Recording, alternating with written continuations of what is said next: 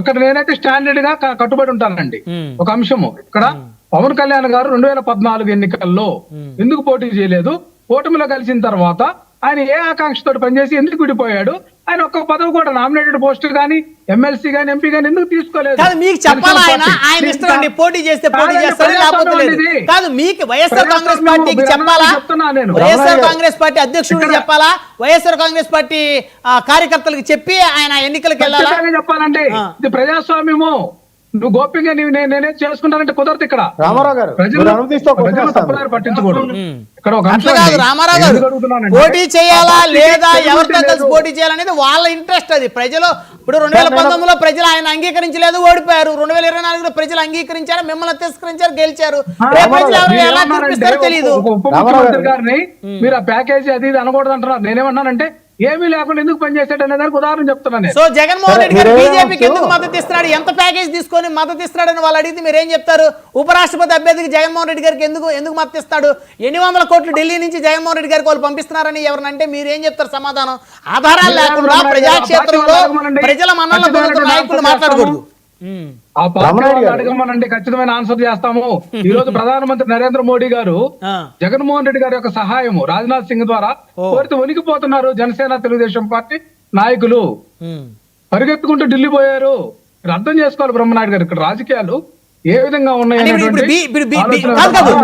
బీజేపీకి ఎందుకు మద్దతు ఇస్తున్నట్టు జగన్మోహన్ రెడ్డి గారు? ఏ ఆకాంక్ష లేకపోతే మద్దతు ఇస్తున్నారా? ఏ లాభం లేకపోయినా మద్దతు ఇస్తున్నారా? ఎంత లాభానికి మద్దతు ఇస్తున్నారు? ఇది ఉపరాష్ట్రపతి ఉప ఎన్నిక.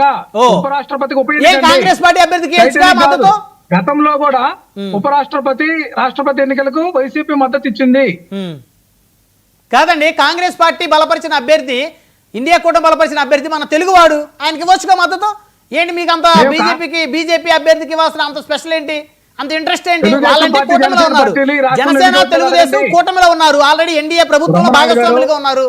మీకేంటి అంత స్పెషల్? సుదర్శన్ రెడ్డి గారు చంద్రబాబు నాయుడు గారికి అత్యంత సన్నిహితుడు.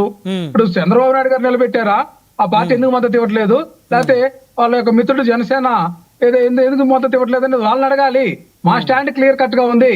మేము కాంగ్రెస్ పార్టీని వ్యతిరేకించి కాంగ్రెస్ పార్టీ విధానాలు బాగా లేవు, కాంగ్రెస్ పార్టీ కుటిల రాజకీయాలు చేస్తుంది. మా యొక్క దివంగత నేత వైఎస్ రాజశేఖర రెడ్డి గారిని సిబిఐ ఛార్జ్ షీట్ లో ఆయన పేరుని చేర్చారు.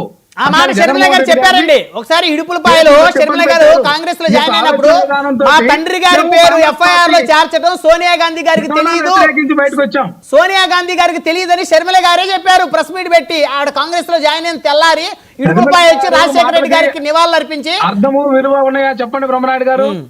షర్మిల గారు మాట తప్ప?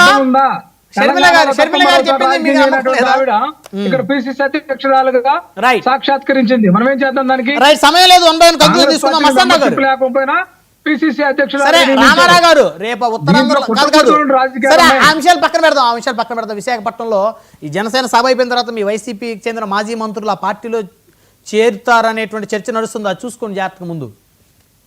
ఓకే అండి, ఇప్పుడు మా పార్టీకి గ్రౌండ్ లెవెల్లో పటిష్టమైనటువంటి పునాదులు ఉన్నాయి. మేము 50% ఓట్ షేరింగ్ కోసం ప్రయత్నం చేస్తాం. ఖచ్చితంగా ఈ యొక్క పార్టీలన్నింటినీ కూడా తిప్పికొట్టే రోజు ఆసన్నమైంది. ప్రజలు తెలుసుకున్నారు వీళ్ళు మోసపూరితమైనటువంటి హామీలు, మోసపూరిత విధానాలు, చెవిలో పూలు పెట్టేటువంటి విధానాలకి ప్రజలు ఖచ్చితంగా చెల్లు చీటి పలికేటటువంటి రోజు ఆసన్నమైంది అనేది జగన్మోహన్ రెడ్డి గారి